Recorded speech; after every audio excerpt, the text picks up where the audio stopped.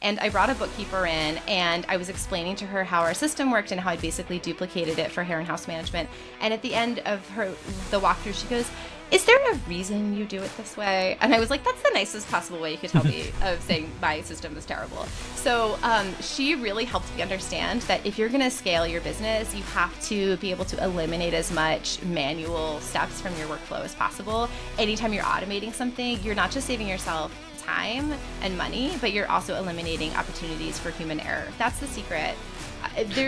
I think that people often say to me, like people in my personal life, like, I don't know how you do it all, and I don't know how you have the time to do this. And the answer is I have a team, and I had to eat my own dog food, and I had to realize that I couldn't just build a team of people that helped other people optimize their time. I also had to recognize to do it myself. 60 grand on the side last year with this unique niche virtual assistant service. Here's a creative example of how the world is really only as competitive as we make it. With the right positioning, you can carve out some space for yourself, you can serve some happy customers, and you can make some money along the way. Today's guest did just that with a fully remote house management service targeting busy parents and moms, and found traction almost immediately. From Heron House Management, Heron like the bird, Hannah Morgan, welcome to the Side Hustle Show. Thank you for having me. Happy to be here. You bet. Stick around. In this one, we're covering how you might come up with your niche service, something you could borrow on your own or start on your own, the most effective ways that Hannah's found to market the business, and her plans to grow it to six figures and beyond. Now, Hannah, when I think house management, I think in person. I don't think remote. I think somebody on site doing laundry, picking up groceries, maybe coordinating and meeting with contractors, but with Heron, it's all virtual. Talk to me about the inspiration, the spark to create this. You're right. House management is traditionally an on-site, on-staff role for ultra-wealthy people. And it's somebody that lives on-site or is on-site a lot, and they are responsible for the well-being of the entire home. So all of the people that work for the family and all the comings and goings. And so I thought, what if we could apply that in a micro sense to make it more accessible and affordable to people who need those services in a fractional way? So the inspiration for it was really out of my own experience becoming a parent in 2020. I'm a project manager. My husband's a project manager. And I found that as you have children and your life becomes more complicated, there is just a huge administrative burden that people don't tell you about, right? There's the joys of parenting, but then there's also the paperwork that comes along with it. And so I found that there was a need to put in place these systems, but also to be able to really have project management be a part of our personal life as well as our professional lives. I found that I was really good at it. I'm good at creating systems. I'm good at maintaining them and applying my professional skills. And my husband is too, but I just had less desire to do it because all of a sudden I wanted to spend more time with my children doing something that was more fulfilling to me rather than staying up late on my computer or knocking off my digital to-do list. When I looked for a service out there that might be able to address this need that I had, I found that there were virtual assistant services out there that were geared towards working with families, but I didn't find anything that really hit at the need, which was to truly relieve mental load. And so the mental load is that weight that comes along with the managing of the home, the planning, the anticipating, the researching, the managing. And so I thought, what if I could take my project management perspective and skills and apply that here, and I could actually create a role that's a fractional house management role that operates more like a project manager instead of a virtual assistant for our clients. Yeah, kind of a sub niche within that, and by going niche, you go up market, or you become more valuable to say, yeah, the other people might be able to do it, but like this is all we do, right? We're the specialists in this specific area. The buzzword around mental load is something I don't think I ever heard that phrase up until 12 or 18 months ago. Like it seems to be really front and center on, well, who in a relationship, who's bearing the mental load, and what are you thinking about? How do we offload some of this? It's just like, how do we sleep well at night, not having a million things left on the to-do list? And so I think marrying that project management background and expertise with this kind of trending buzzword or trending topic and being able to speak to that, it seems like that really resonated. Yeah, my aha moment came when my sister, actually, who has children, she's much older than I, she brought the term cognitive labor to me and it clicked for me. I was like, wait, that's what I do. Hold on a second. And then it wasn't until a friend of mine said that she had a nanny who also did house management work for her, who did things like notice that the toothpaste was low and buy more. And I was like, I do that. I should be paid for that. That should be a job. And so it occurred to me that when we have the invisible labor of mental load, that's the things that are never really seen and often not talked about. It goes unnoticed, it goes unappreciated, and it goes uncompensated. It's homework as adults. Yes. So I want to pause and kind of briefly. Well, a house manager was like somebody on staff for wealthy families. It's like there's a business idea framework just in that to say, well, what are wealthy people spending money on, and is there a creative way to make that more accessible? It's in some cases, well, we're gonna have to bring it remote because we can't be there in person. But like house management, just one example. Like, what are wealthy families spending money on, and how could we bring it to the masses? And many businesses, I feel like, have been born from that framework. So the overarching response I'll give you is that wealthy people are buying back their time. That's how they're using their money. So they're trading time for money. And that's something that a lot of people don't have the luxury to do because they don't have access to disposable income to be able to do that. And so we recognize that in the work that we do, and we're very committed to making solutions that are affordable. We have tons of free content. We have spreadsheets that are available for download that you can use to organize a lot of this and project manage yourself that are $3 to $6, right? We're trying to make this accessible, but we also recognize that our service is something that should be compensated and that we, feel like has market value. So the kinds of things that our clients see a lot of value in us doing is really that project management piece. And I'll give an example between the difference of delegating and telling somebody what to do versus having a true thought partner. And so an example would be, at the onset of summer, or in some communities like January, we're all frantically signing up for summer camps for our children. And we're trying to figure out how we're going to deal with the gaps in care, when we're going to plan vacations, et cetera. So traditionally, they're all like 9:30 to noon. You're like, well, that's not necessarily going to work, but you got to sign up in March. Yeah. And there's a 10-day break in the middle of July just because, So there's always gaps. There's always problems. And so instead of, doing this research, staying up till midnight and trying to get the first one on the wait list, all these kinds of things, mapping out where everything's going to go.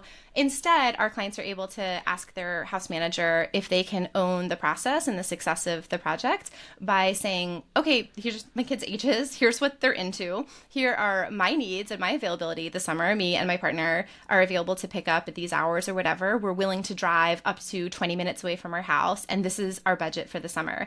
And so with these tools that we've developed, allow the house manager to fully map out the summer and then slot in all the, in my kids' summer, it's 11 weeks, slot in various camps. And so it can be very complicated, and it can be very costly, and it can require lots of logistics because every camp has its own stuff you have to bring and instructions for drop off and different times. And each parent is going to a different camp each week. And so having a house manager to really own that process is enormous. And then they're also able to do the registration, the paperwork, pay for the camp, get all the dates on the calendar, line up any gaps in care if you need it. And then also suggest, hey, you've got a gap in care this week. Why don't you use some of your PTO and take that vacation that we've been talking about? So that's an example of something that has such a huge impact on our clients' lives. Yeah, I can see it there, especially I could see it for vacation planning. I could see it for meal planning. I could see it for coordinating home improvement projects, lots of different use cases. Oh, so yeah, all our bread and butter. Yeah. Yeah, there are, during your competitive analysis, you find, well, there's tons of virtual assistant agencies, services, and there are some higher end house management services, but like there may be a gap in the middle. Is that the hypothesis? Yeah, absolutely. I felt like the virtual assistant services out there that are mass market tend to leverage AI. They often use an anonymous portal where you basically put your request into a portal and just anybody picks up that need. You say, hey, I need a dentist appointment at this dentist or whatever. Yeah. And then also, I used to have a service called Fancy Hands. I don't know if they're still around. It was a great name, but it was just that. Throw it into the app, and any number from the pool of different assistants could go make that restaurant reservation or do this initial research on which I forget, it's other stuff that I had them do. Yeah, exactly. And that's great for small tasks like that. We also found a lot of the services use offshore talent, and they use people who maybe don't have the same shared lived experiences that our clients really want to see their house manager have. And so typically who we hire are people who are teachers, project managers, and former house managers themselves, because those are the people that are empathetic. They're fantastic planners. Some are parents, some are not, but they understand the complex working needs of a family in order to be able to truly anticipate the needs. So the example of making a reservation, like you put it into the portal and you say, make me a reservation here. Well, what if they don't have the right time? Or what if, there's all these factors, they have to go back and forth with you. Our house manager instead would say, yeah, hey, that'd be more work than just doing it yourself. Yeah, and that's the point, that the delegation creates this much, a higher work volume for yourself. So instead, our house manager says, hey, your anniversary is coming up in 2 months. Let's surprise your partner. And I'm going to line up the babysitter. I found this hot new restaurant that has meets your dietary restrictions. And I'm going to make the reservation, plug it into your calendar, get the childcare lined up, put it on the calendar so everybody knows where to be, and then maybe arrange for a nice gift, along the lines of, or whatever the occasion may be, birthday, Valentine's Day, whatever. So that's the kind of anticipating that we bring to the table that's based on that relationship. And that's the kind of relationship you can't have when it's through a portal or somebody that you don't have that shared experience with. So Yeah. we really pride ourselves on that one-to-one. I think that's a defining factor for sure. Did your sister end up being client number one, or tell me about your first sale here? So my first sale, I talked to about 100 people, working parents who had this need. And I said, hey, what would it look like if there was a service that was more than a traditional virtual assistant service? Some people said that they had tried other virtual assistant services for families, and these were their pain points. Other people said, oh, this is my wish list. And a lot of people said, I don't know if you can deal with this problem, but I have this kind of amorphous issue in my life, and I don't really know how to deal with it. And what I found is that when we say yes, we get it done. With these neighbors, with these parents from school, or how do you find these 100 people? So they were one-to-one conversations, but they also happened on Facebook. There are a lot of corners of the Facebook social media world where working parents and moms gather, and that was where I got some of my best initial research, because I was able to reach such a large group. And it was just a conversation, and people were able to riff off of each other. It wasn't a survey. It wasn't something where we did statistical analysis. It was just hey, let's talk about this. And then we've been able to refine that over the years through the same model of just getting feedback from our clients, and also getting feedback from these groups where people are talking about things like mental load, what they wish they could do to help. Okay, almost this, Dane Maxwell would call it his idea extraction method. What are the pain points? If you had a magic wand, how would you solve this problem? What's keeping you up at night? Where do you see this going in 5 years? What have you tried so far to address this? All these kind of trying to pull out, in their own words, in their own language, they almost arrive at the solution for you. And you're well, now it's just on me to build that. And then you have to come at it from a perspective of curiosity and also commitment to the problem, not just attachment to the solution that you think you would work. And so in this case, we definitely did massage and adjust our services and how they work and how they're structured to make sure that it met the needs of our clients. But we're also interested in other ways that we can address mental load through products. We have our digital downloads. We have tons of content that we generate. So it's definitely a bigger picture that we're addressing as far as having these conversations around mental load. The actual service of the virtual house management is one piece of that. Okay. And so from these initial 100 conversations, a percentage of those end up signing up for the service and say, yeah, can we just hire you? You're describing this exactly. I want to pay you to make this pain go away. Our very first client is still with us. She has been with us since day one. And to her, I'm very grateful. She was the first person who took a chance on us. And I think we've done right by her. She's been a wonderful family to work with. And actually, the first person that I hired on my team is somebody that I've known and worked with. She and I worked together almost 10 years ago now. And she was my day one hire. And she's now our operations manager. So we're definitely committed to the longevity of the relationship and the service. So it sounds like this is parent groups, mom groups on Facebook, certain subreddits. Where are you finding these people to even get them to sign up? Shockingly, a lot of people come from Reddit. I would have never expected that. And here's something very interesting. So, there is a very slight gender skew for more men than women on Facebook, which I did not realize because a lot of the spaces that I exist on Facebook are women only spaces. Like they're moms in whatever industry or women in this industry. There's some sort of identity affiliation, moms by birth year in your communities. But then when I went to Reddit, I found that there's actually quite a heavy skew towards men. And so a lot of our leads that are men that come to us are from Reddit, which I think is really interesting. And I think it's because they're in those subreddits that are like a little more open and you can access them through a Google search. So people will often say, oh, I found you on Google, but what they really meant is they did a Google search and they found us through Reddit or some of our content, which is interesting. Talk to me about the Reddit strategies. You have a Heron House Management or a broader house management, virtual house management subreddit, like, or are you kind of posting other people complaining about the problems that you solve and you're gently raising your hand saying, we might have a solution for you. How do you go about it? I mean, honestly, that's a great idea. I should do all of those things, but that's not how it happens. Somebody somewhere someday said, I have this problem. And I said, great, we can help. And it just kind of unfolded from there. And a lot of word of mouth. People say, oh, I heard about this company. You should check them out. Or is there anybody that could meet this need? That kind of thing. Word of mouth is also a really big one for us. We find that, a happy customer who feels like their problem has never been recognized, but now is being solved is often the most satisfied customer. Okay. Versus you going in, searching for threads around mental load or I need some help or remote virtual assistants and then spamming links. It's more like the handful of initial clients like started to post on your behalf almost and positively spread the word there, which is a great reputation to have. Well, yeah, the word of the mouth happens online and also like in person. We also contribute to fundraisers that serve our key demographic. And so that's something they say, go where the customer is. And so we wanted to contribute to our local community. And so we contribute to a handful of schools that have annual fundraisers as a way to, be able to reach our target audience. And it's a way that we can make a contribution locally. And that's a nice way of bringing people in. But I find that because people are purchasing as more of like an experiment, they don't tend to stay as long. The conversion rate to long-term client isn't as high as you would expect.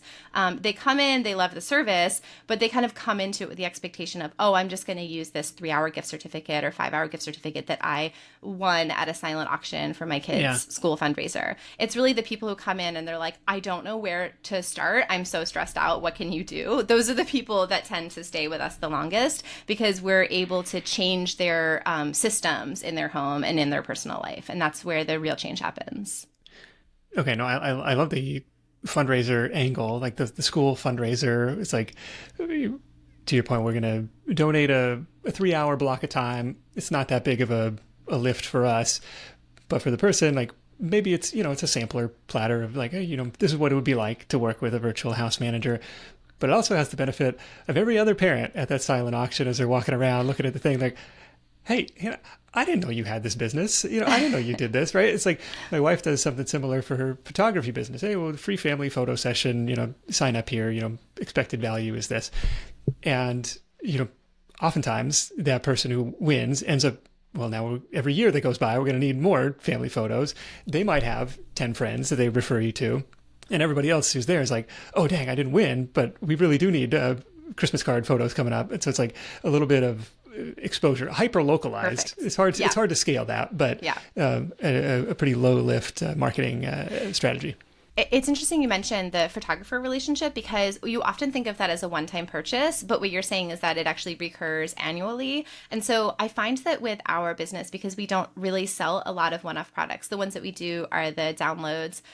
We don't have people that are like, we don't offer gift certificates year round. We only really offer them a couple of times a year for special events like Mother's Day and Valentine's Day, and then these donations, because we find that people really need to be committed to building that relationship on the foundation of trust for it Yeah. to be a successful relationship. Otherwise, you are kind of stuck in this, oh, well, it's just 3 hours. Can you help me plan this one trip or just do this one thing, you know? And so that's, I think, why we don't see as great client retention. We still do it because I think it's part of our commitment to our community and having these conversations. And we've had some wonderful clients convert from it, and that's fantastic. But I think when you get into that like higher dollar, longer longevity of a relationship, there's just a longer sales cycle with that because it's a mental shift that needs to happen. Yeah, I like the Mother's Day gift certificate angle. We had Yeah. a guy who was doing a mobile car wash, mobile detailing business, and it was like that went nuts on Facebook. He was pre-sold, tons and tons of Mother's Day certificates. So like, well, here's a unique, novel gift. We'll get mom the car cleaned out. So, Yeah. but yeah, it's like, how do you translate that into a long-term relationship versus like transactional? Here's my 3 hour type of thing. Going back to Reddit, are you doing anything proactive, or are you kind of relying on the client base, the community to pump you up and refer you there? I won't lie. Reddit is not my native language. Every Reddit has its own rules about what you can post and what you can't. Yeah. Some you can share links, some you can't. So a lot of the work that I do is on Facebook. The Reddit stuff, I think it's just old comments and posts from a while Yeah. ago that maybe I made, maybe other people made. I'm not even sure at this point. Okay. But the Facebook is kind of where more of those conversations tend to happen. And then we also have a weekly podcast, and that's a nice way of reaching a different audience because we feature a new guest every week. And we have people that come in and they talk to our target audience, which is working parents, about how to create systems that minimize stress at home. And so anytime we have somebody on the podcast, they are also bringing their audience with them because they're sharing on their social networks and they're promoting the content that they've created with us. And so that's a nice way of expanding our marketing reach organically. Got it. This is De-Stress the Nest. If you want to go check out the Heron House Management podcast over there, minimize tips to minimize stress at home. Do you get people saying, "Hey, we heard about you on the podcast, and now we want Oh to sign yeah. up"? Oh yeah, totally, absolutely. And it's interesting seeing like what our highest performing episodes are. They're not always what you would think, right? People seem to really crave the kind of structure that I thought they would be resistant to. So we have an episode on creating SOPs for your personal life and creating a project management tool to help run your family and get your kids Which involved. appeals to people who like live in spreadsheets and like that's their love language. But That's I could see other exactly people it. like their eyes are like glazing over. But I could see Yeah. for my wife and I'd be like, yes, that's what we need. This is great. Yeah, people love that kind of content. And I always say it's a choose your own adventure. Like we have episodes about ADHD, about meal prepping, about all kinds of other things that are not highly systems oriented and like for the spreadsheet nerds of the world. But I'm always surprised when I see how the trend of episode topics is. And yeah, people love that kind of content. And we also do it in 10-minute snippets. So every episode's only 10 minutes. And the idea is that my experience as a working parent is like I drop my kids off at school and then I have a 10-minute drive home. I want to be able to listen to something start to finish. So I love your podcast, but it's longer than my walking the dog episode. Yeah, So I that's have it's going to to like take you a split it week up. back and forth. Yeah. Yeah, exactly. Okay, so the podcast is a unique content marketing angle there, and it's a unique business because it doesn't take that many clients, right? We're looking at ranges from $450 to $900 a month on the pricing packages, of course, subject to change, but it doesn't take that many to build a meaningful income here. Like, can you talk to me about how you thought about the pricing structure, having it in blocks of hour packages versus just straight, use it or lose it hours versus, I don't know, like there's different ways you could structure it. Yeah. Yeah. So we did have people say, oh, I wish I could have something just on demand where I Yeah. could just like, say, hey, I need help with this one thing.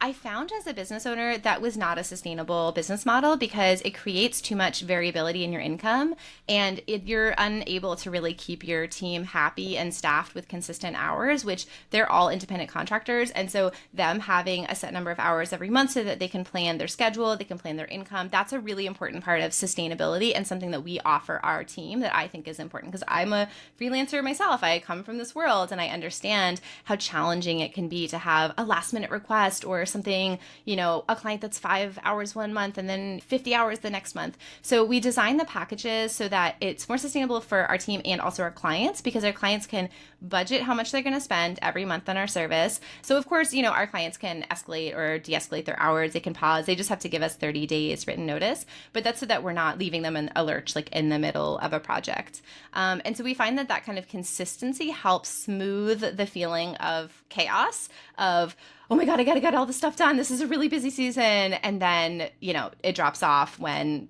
life changes or you go on vacation or whatever. So we want to have that kind of consistency for everybody. I was in a presentation last year, and it was one of the most interesting or eye-opening presentations on pricing that I'd ever heard.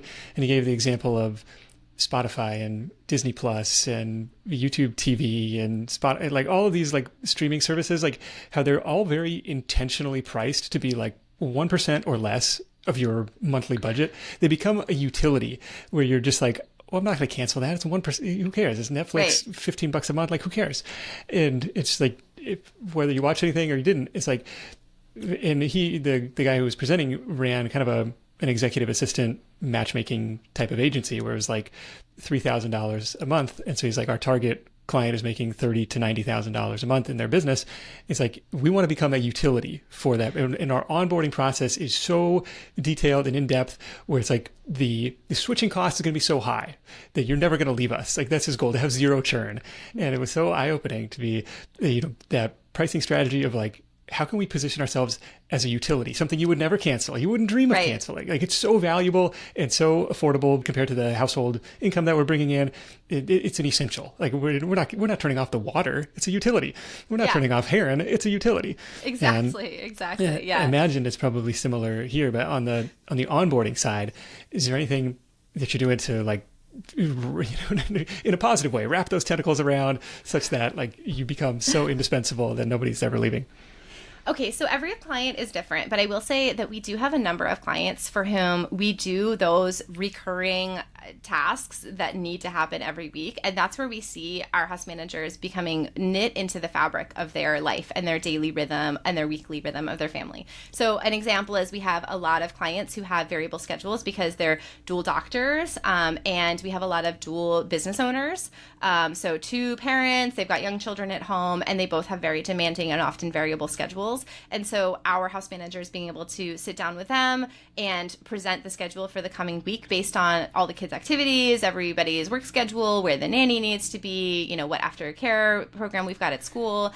And those kinds of repeatable things are where you see the essentialism of our house management services. Some clients, though, they just want us to help them plan their vacation and then work on this project and then help deal with this issue. So it's different for every family, but our goal is to create systems. Sometimes the house manager is at the center of that system and they're the ones making sure it runs smoothly. And sometimes they're just saying, hey, I have this tool, I'm going to build it for you, and you can carry it forward from here if you so choose. So an example would be like our gift tracker. It's something that a lot of people think about towards the holidays, where you want to know who to send your holiday card to and what's your, make sure you don't go over your budget for your annual spend for Christmas gifts or whatever. We actually work with our clients starting at the beginning of the year on the annual gift tracker so that they can make sure they have everybody's birthdays and anniversaries, the important dates, everybody's address if they want to send a gift, tracking what you sent them last year so you don't send them the same thing, and then tracking it against your annual budget. So those are the kinds of things that you could have your house manager own for you and to manage on an annual basis, or that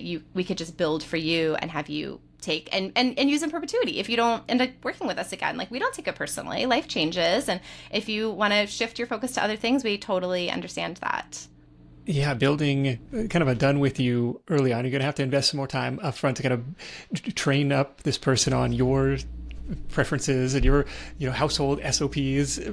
But once you have that in place, it's like becomes less involved on a daily or weekly basis. Yeah, and that's the kind of thing, those conversations happening early on is like, hey, how far are you willing to drive to the dentist? Like, I don't want to drive more than 10 minutes to the dentist or any service care provider. So figuring out what your requirements are, what's important to you, cost, reviews, referrals. Anytime you're picking a service provider, when we learn the preferences of our client, that's a very quick conversation we have at the beginning that it then is an investment in future, because then we can just schedule your biannual cleaning, and we can get a rhythm in here. When you say you have a need, something's come up, we don't have to ask those questions anymore. We know what your dietary restrictions are, so we can make a birthday dinner reservation for your upcoming spouse's birthday or whatever. And that really eliminates that mental load piece, because you as a client don't feel like you have to be constantly like managing and telling this person what to do, because they really understand your preferences, your needs, your requirements. And that's a lot from my background as a project manager, is the requirements gathering piece, which you do at the beginning of a project onset, because it helps everything run smoothly in the future. Was this set up as an agency from the beginning, or was it you using your project management skills to serve the first few clients? Yeah, okay, so I actually started a project management agency in 2018, and that was just me as a freelance project manager, and I was working with real estate and tech companies, and that was where I was freelance. And so when we expanded into the personal side, it was always from an agency model. So I was never working directly with the clients, although I do work very closely with them, and I'm very involved, in that relationship. So yes, yes and no, I guess, is the answer to that question. You're overseeing, you're not anyone's dedicated house manager, right? Somebody on your Right. team is that primary client interface. Exactly, yes. Okay. How do you think about the pricing and the margins? Like, how do you figure out how much to pay somebody? And like, you ever have people trying to cut you out of the relationship? And like, there's another layer of complexity when you bring in other people. Yeah, absolutely. People are complex by nature, and that's what makes us beautiful and interesting. Okay, so one, we have a non-compete in our contract, ironclad contract. Anytime you're working with people, especially friends and neighbors, but anytime you're building a team, you have to have a really good contract, and that governs how we work together, the nature of the relationship, the expectations, and then also what is not allowed, things like soliciting a client to work with them. So we have a non-compete, non-solicitation that protects us there. We try to take really good care of our team and pay a fair market rate, provide upskill training, and also consistency with the workload that matches their lifestyle, their needs. Recently, we were looking to expand our team. We received over 200 applications for a role. Wow. Yeah. And it's wild because there is so much demand out there for flexible work. And the thing that we often think about is, oh, it's stay-at-home moms who want to be able to work at nap time. That is not the case. The number one thing that people are looking for in work right now and in their career is flexibility. And so we found that we're able to hire fantastic people who are really excited to work with us because we offer that flexibility. You can make your own schedule, you're an independent contractor, get the work done, communicate with your client. And so that has really, and because we're remote, it also expands our talent base. We only hire in the US. And like I said, we tend to hire people that are house managers, project managers, or former teachers, because they tend to have that innate set of skills and also curiosity about people and empathy and interest in growing. So when you're thinking about profitability and margin, it might be clear cut from the outside to say you charge X for this service and then your cost is X for the person that's fulfilling that role. But there's a lot that goes into it behind the scenes. That's kind of the boring stuff that people don't really think about and don't love to think about. And it's the cost of your digital ecosystem, the project management software, the website, the email, the G Suite, all those kinds of things. Insurance, that's a huge cost that we bear. And that's something that if you're working with an individual providing the service, they might not have that insurance. And so that's something that we bring the benefit of that. And then we also do background checks. Anytime we're onboarding somebody, we're investing a ton of money by paying them for their training so that they come fully trained and ready to hit the ground running. So there's a lot more that goes into it other than just the hourly rate coming out of the hourly service that we charge. Yeah, I mean, you got to have some margin to play with there. So if you're selling time at $45 an hour and turning around and paying a team member 25 or 30, like in between is like you said, all of that other overhead, plus hopefully some profit margin at the end of the day too. Yeah, exactly. But that's some of the risk that you bear as a business owner that you just have to be comfortable with is, okay, I'm going to invest in my business with this new infrastructure or this rebrand or this partnership or like whatever it may be, understanding it may not pay off, but I'm bearing that risk instead of my team. And that's something that I protect them from. They never have to worry about getting paid. I'm always going to pay them. If a client doesn't pay, that's my problem. Yes, so you have some level of consistency and and setting it up for recurring billing versus the, Yes. pay as you go, on demand, ramp up your hours here, ramp up your hours there. Harder to do. Yeah, when we actually first started, I was building the business off of the infrastructure that I had totally bootstrapped for my project management agency, and it was literally just a series of spreadsheets and manual bank transfers, and not paper invoices, but like basically the equivalent of that, And I brought a bookkeeper in, and I was explaining to her how our system worked and how I basically duplicated it for Heron House Management. And at the end of the walkthrough, she goes, "Is there a reason you do it this way?" And I was like, that's the nicest possible way you could tell me of saying my system is terrible. So she really helped me understand that if you're going to scale your business, you have to be able to eliminate as much manual steps from your workflow as possible. Anytime you're automating something, you're not just saving yourself time and money, but you're also eliminating opportunities for human error. So we now have a software that automatically bills our clients every month when their invoice is due, and it sends us a notification and charges a late fee if they don't pay on time, et cetera, et cetera. That is such a huge time savings because it's not just about sending the invoices, it's about making sure that they get paid, chasing people down for money, all those kinds of things. Yeah. So as soon as we were able to automate that? So we use HoneyBook for recurring payments, and then we use QuickBooks for our bookkeeping because there's a lot of things you have to assign to each, you have to assign hours to each client in QuickBooks to be able to assess profitability by client. And then anytime we do like a special project, we have to make sure that we're tracking everything to its category to be able to really assess like which vertical is paying and which is a drain. Having those systems made a big difference. Also, we use it for sending contracts. That makes a big difference. It's just been a game changer for us because when you're scaling, you have to think, okay, this is fine when I have this number of clients. What happens when we double next year? And that's exactly what happened to us is our business has doubled every year. It actually grew much more our second year because the first year was so short, but our business has doubled. And so I'm thinking, okay, what are we going to do next year? Like this is going to be a problem. What's going to break at each tier? Yeah, exactly. Is HoneyBook the project management tool as well? We actually use Asana as our project management tool. I love Asana. It is something that a lot of project managers are familiar with, but it's not used as much in the personal space. Of all the project management tools, I found it to be the one that pairs the accessibility so anybody can learn it with basically no tutorial. So our clients find it really easy to navigate, but it also has a little bit more complexity and features than like a to-do list has. So we recommend it for all of our clients, and they have a free version. So I've actually done a lot of sessions with people who say, hey, I want to know how you use it for your clients, for your family, and I'll walk them through it. They'll set it up on their own and they never become a client of ours. And that's something that I'm happy to do because it's such a game changer system. And I can testify, like as a client, I have a house manager. You can talk to my husband. The difference that this has made in our relationship, Asana and our house manager, is just enormous. Yeah, I use it for work stuff, but never thought about using it. I mean, it'd be easy enough to create another sub project or I don't even know how the structure, but you could easily use it as a personal project management tool. Yeah, absolutely. Yeah, it's got all the things you need: deadlines, dependencies, comments. You click the button and it, you get the confetti that says that the project is done. All that dopamine hit. Satisfying. Yeah. Yeah. Anything else, tools and tech wise? Yeah, so we have spreadsheets that we use. Those are hosted on Google Drive, and then we sell them on Etsy. And the spreadsheets are really great because once you build the template once, you're able to distribute it really easily and economically. So they're free and available for all of our current clients, and then we sell it on Etsy. And that's something that's been a really interesting journey because there's so many people out there saying how to do it right. And it's been something like a fun challenge that for us and our team to be able to learn how to do that. But I like that we are able to offer something that's more affordable to people who can't use our services as an hourly service.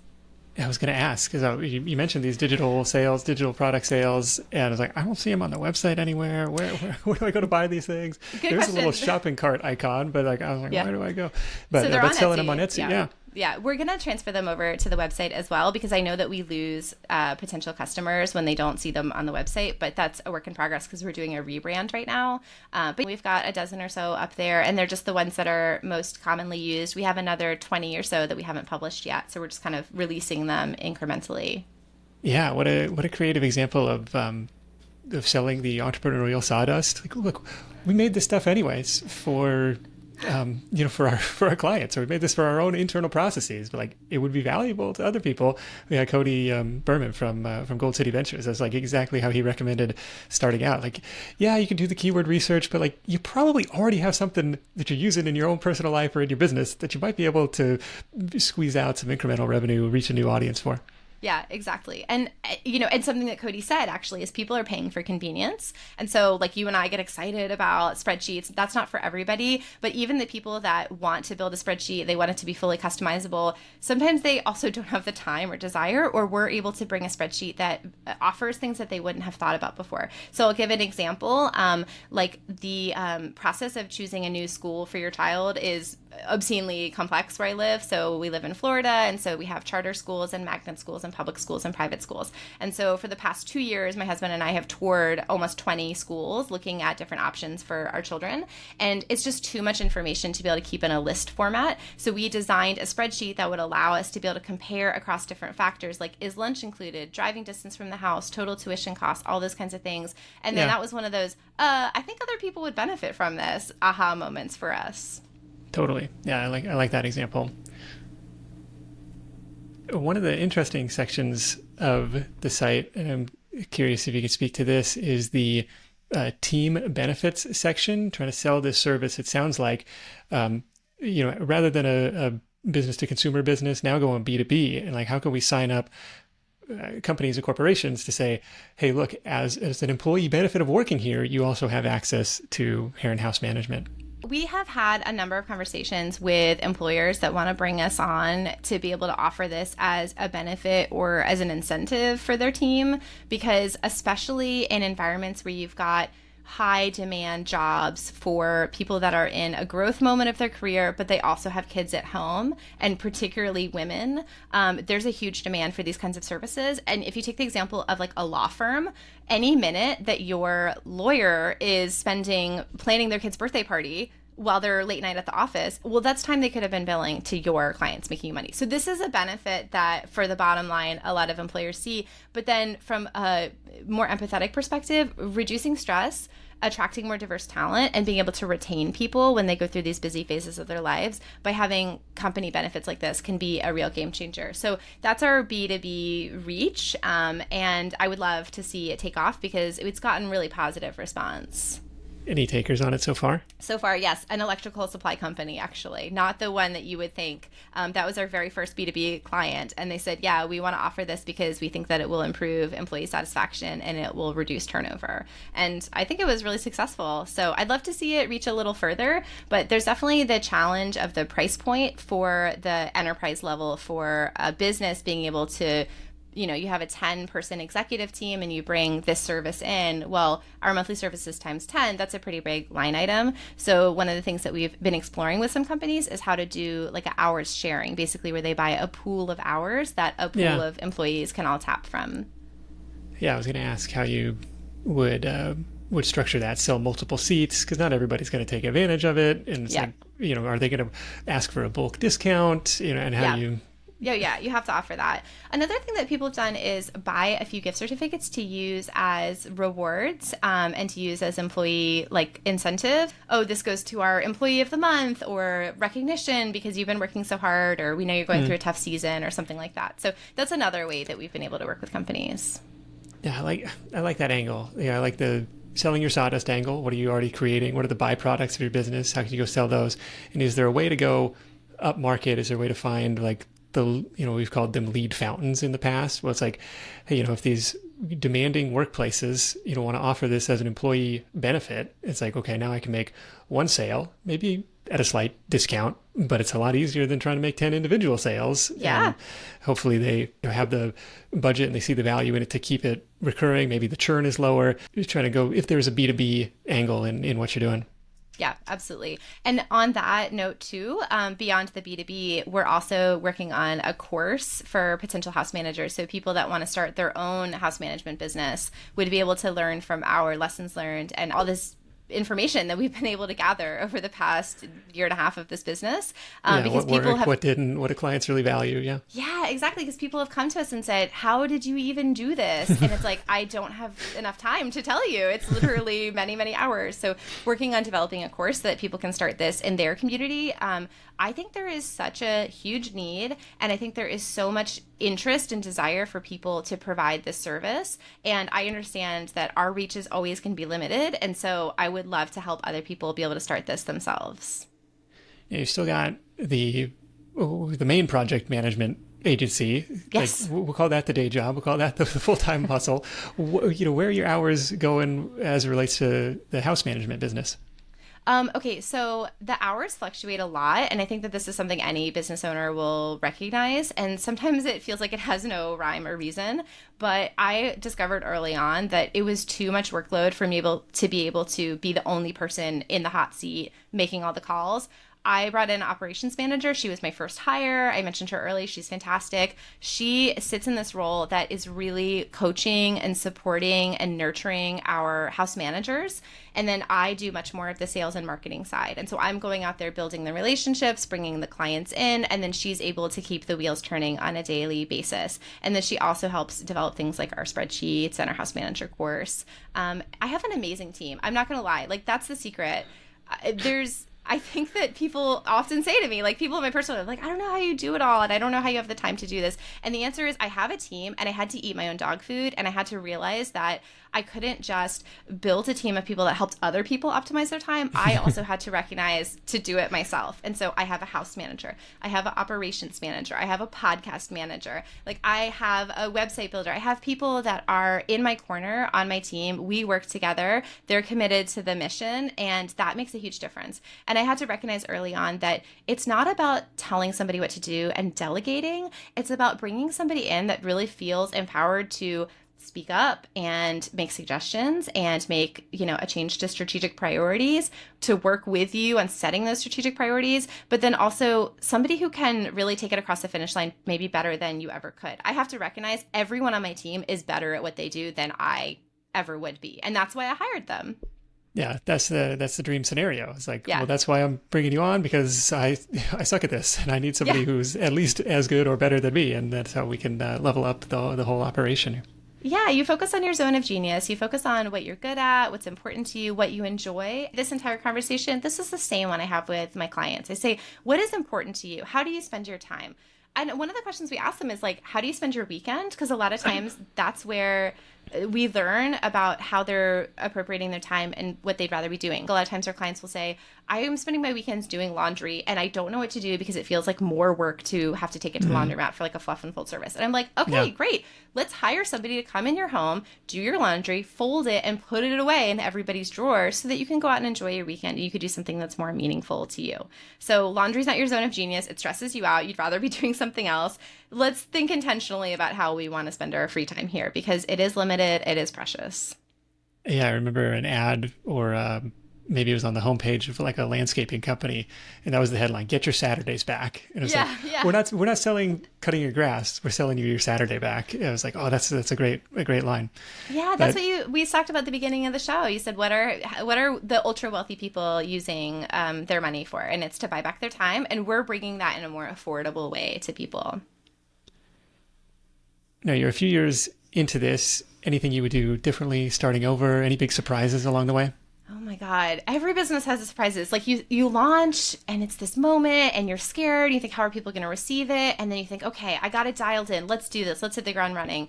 And you're going to iterate and iterate every step of the way. And you're going to pivot all the time. And I think that staying flexible, being committed to the problem, not just the solution, is critical. And then also I feel like understanding that it will grow. It will expand if you continue to invest in it. And so there were moments at the beginning that felt very dire where I was like, I don't know, am I losing faith? Is this a thing? And I it never goes as fast as you want it to. Yeah.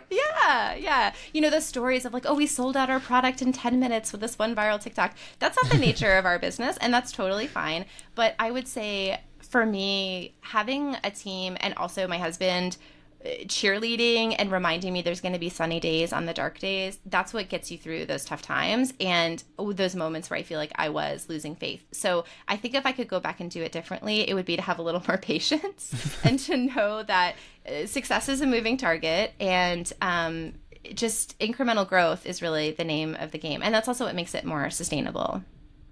That's right. Try and get a little bit better each and every day. So heronhousemanagement.com. Where are you taking this thing? What's next? I have big goals and I have big hopes and I have big dreams. If we could continue to do what we do now at a larger scale, we would be successful. I think that there's more out there for us, and I'm excited to uncover it as we go and as we learn more about the problems, the solutions that we could offer. I have visions of moving into products. I have visions of helping other people start their own version of this business.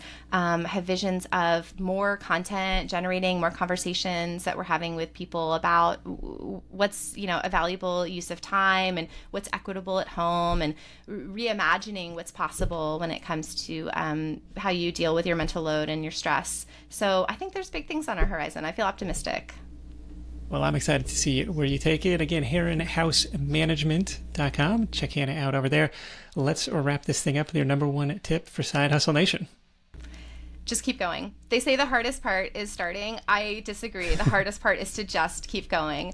The moment of start is so exhilarating and exciting, and it's sometimes where you press the button or you cut the ribbon or you open the doors, but it takes showing up every day for your business to grow and to succeed. And it means showing up on the dark days, and it means showing up on the days where you feel like it could be your last. But if you keep going, I feel confident that your business will continue to grow.